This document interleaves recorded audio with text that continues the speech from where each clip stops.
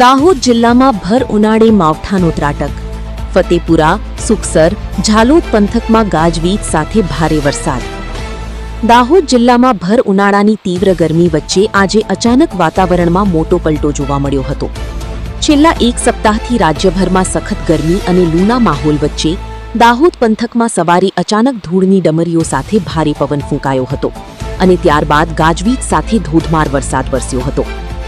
ખાસ કરીને ફતેપુરા, સુખસર, ઝાલોદ અને લીંબડી વિસ્તારોમાં માવઠાએ જોરદાર એન્ટ્રી કરતા લોકોમાં આશ્ચર્ય ફેલાયું હતું.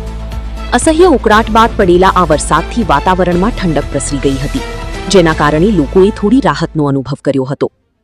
જો કે આ કમોસમી વરસાદ ખેડૂતો માટે ચિંતાજનક સાબિત થઈ રહ્યો છે. બાજરી, જવાર અને કેરી જેવા પાકને નુકસાન થવાની ભીતિ ઊભી થઈ છે. માવઠાને કારણે ખેતીને મોટું નુકસાન થઈ શકે તેવી શક્યતા વ્યક્ત કરવામાં આવી રહી છે.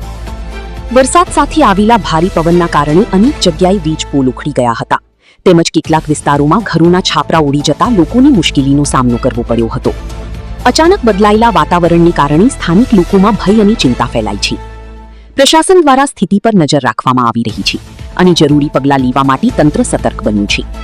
Reporter Maganbhai Damor, welcome Gujarat news.